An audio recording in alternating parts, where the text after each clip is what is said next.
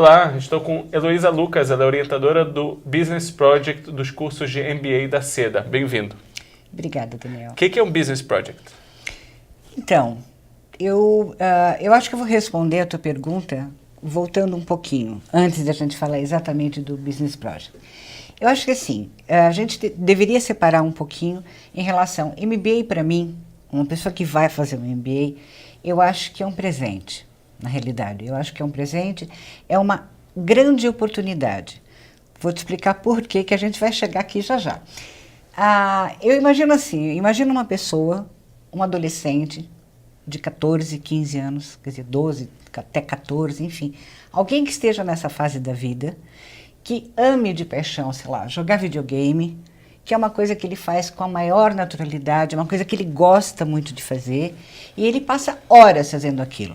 Se naquele exato momento alguém chegar para ele e perguntar o que você vai fazer da vida quando você crescer, né? Uma brincadeira, né? Ele vai Ser jogador de videogame. Ele vai virar um jogador de videogame, ou ele vai virar um gamer, ou ele vai escrever um blog, ou ele vai participar das convenções, enfim, aquele é o momento dele.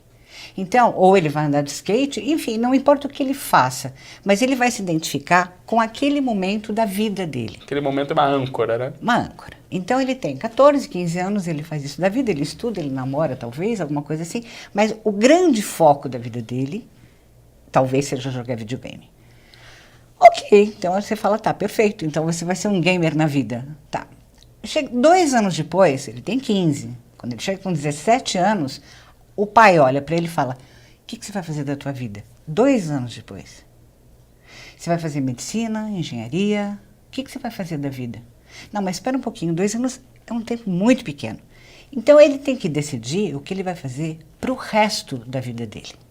E aí ele vai fazer uma faculdade daquilo que ele talvez ache que ele tem afinidade. E vai fazer os 4, 5 anos de faculdade.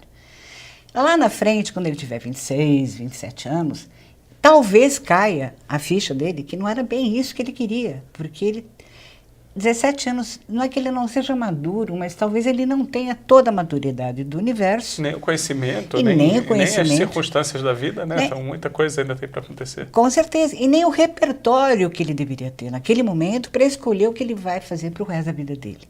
Então, talvez ele tenha errado o curso, talvez ele acertou o curso, mas não era bem aquilo que ele gostaria, mas ele fez uma faculdade.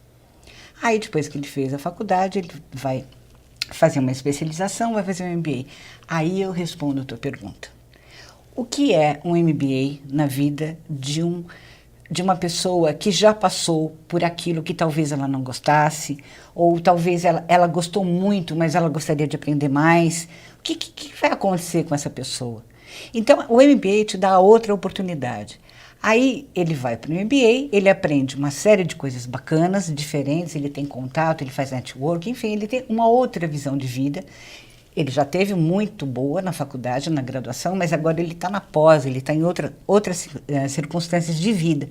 Quando ele chegar lá na frente, e aí ele vai falar, tá bom, e agora? Necessariamente ele vai ter que fazer um TCC, o famoso TCC, né, que as pessoas... que não se chama TCC, né, dentro de um MBA, então é um Business Project.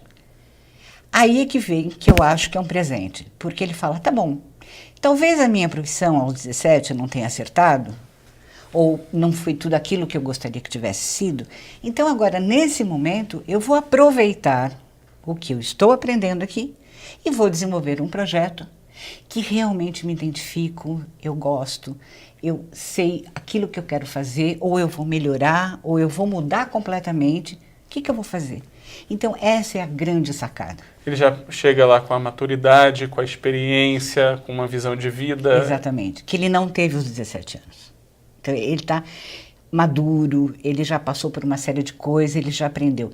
Então, é muito comum o aluno sentar na minha frente, como orientador, e falar, então, mas eu não tenho a menor ideia do que eu vou fazer. Isso é muito comum, 90%. Agora, conta um pouquinho, assim, dos business projects que estudantes vieram fazendo, assim, dos principais ou mais emblemáticos, assim, que você gosta.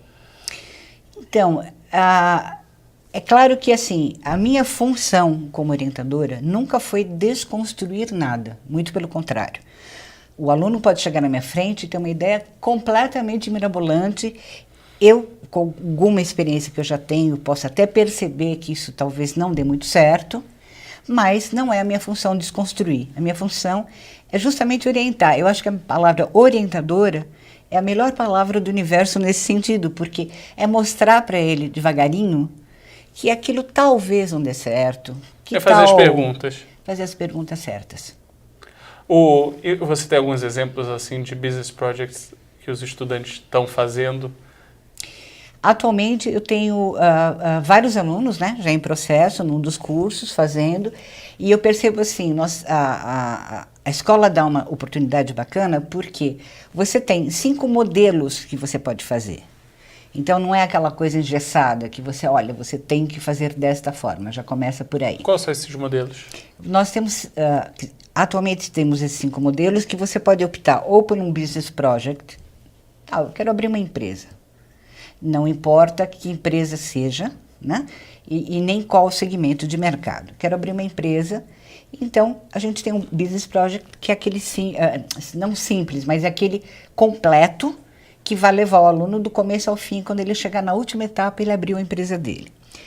Temos também o business project que eu denominei startup / consultoria, porque é muito parecido, muito peculiar, cada coisa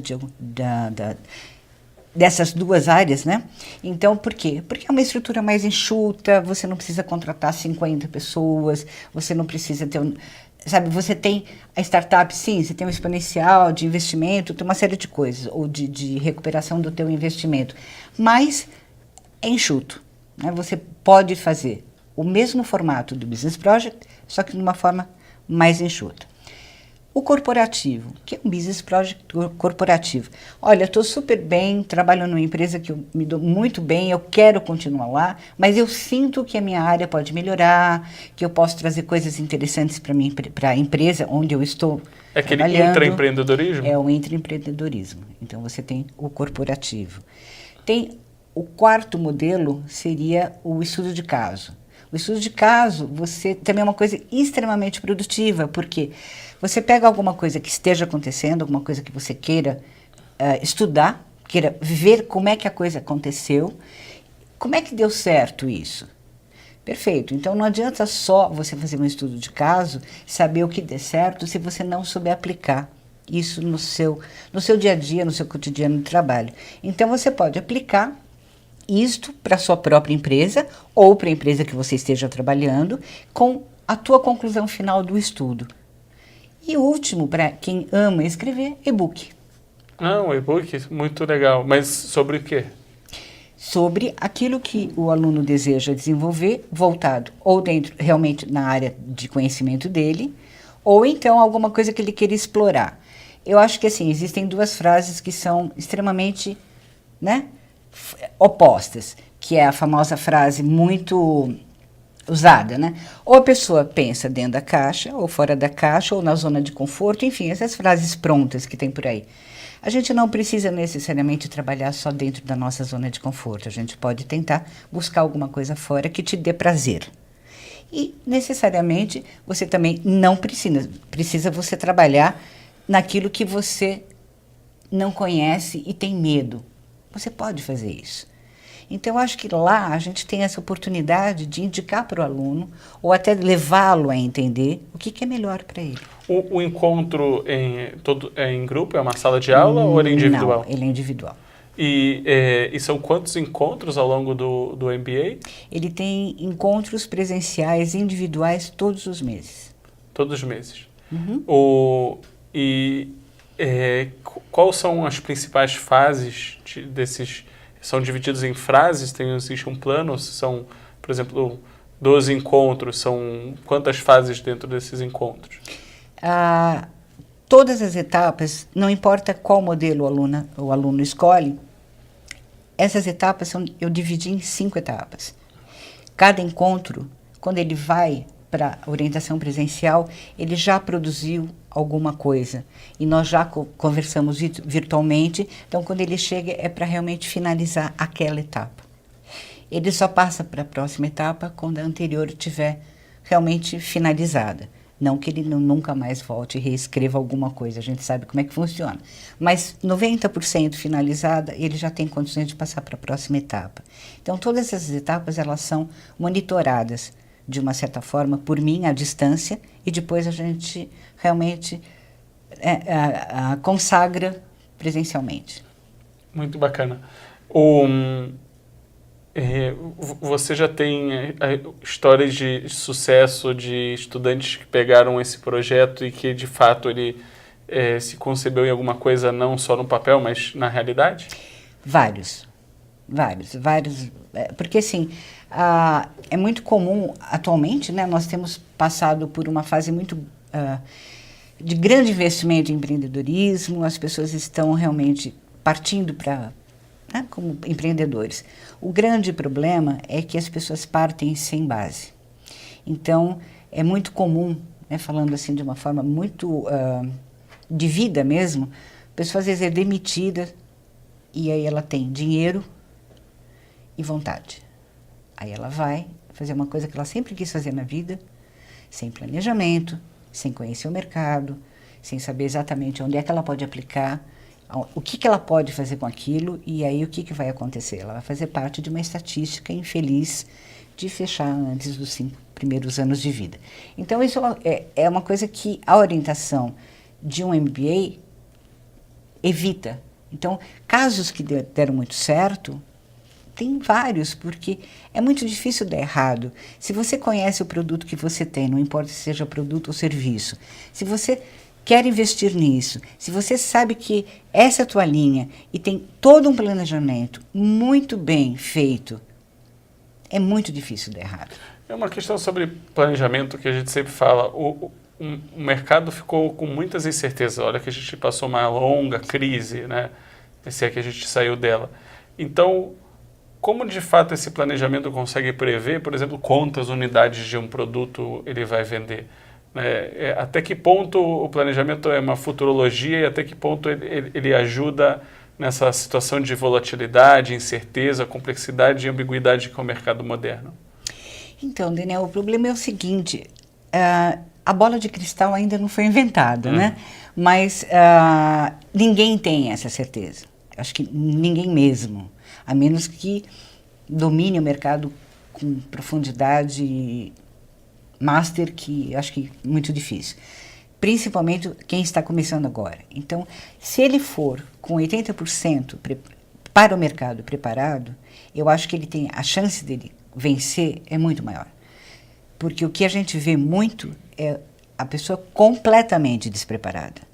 Então, como é que ela consegue ter pelo menos uma ideia, uma noção, uma visão daquilo que vai acontecer com ela profissionalmente, se ela mesma não sabe o que está acontecendo com ela pessoalmente? Então, porque quem é que vai para um MBA, por exemplo? É a empresa? Não, não é. É a pessoa física, que vai chegar, vai aprender e vai voltar e vai aplicar aquilo que ele aprendeu. Então, se ele aprende, se ele sabe que ele tem outros caminhos, que ele pode fazer outras coisas, que ele pode conhecer o mercado de uma forma mais profunda, onde é que ele vai buscar essa informação?